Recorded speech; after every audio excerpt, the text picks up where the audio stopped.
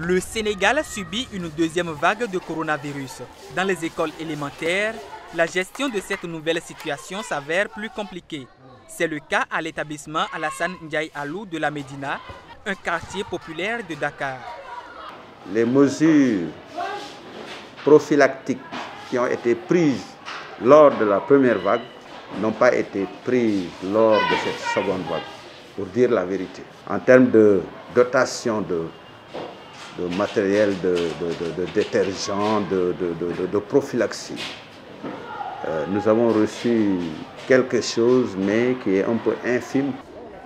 Les moyens d'accompagnement font certes défaut dans la riposte à la hauteur de la nouvelle vague. Mais cela n'empêche pas Mme Diop à redoubler d'efforts dans la lutte avec ses apprenants. Ils se sont cotisés. Moi, je m'étais dit, je vais acheter un gel. Le gros gel à 3 000.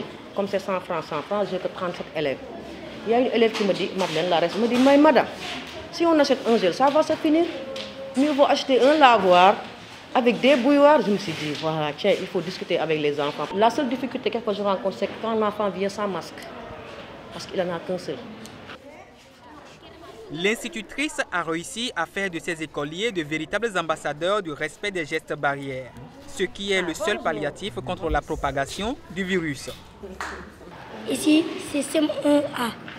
On lave les mains avant d'entrer, on met du gel, on porte une masque, on respecte la distanciation sociale.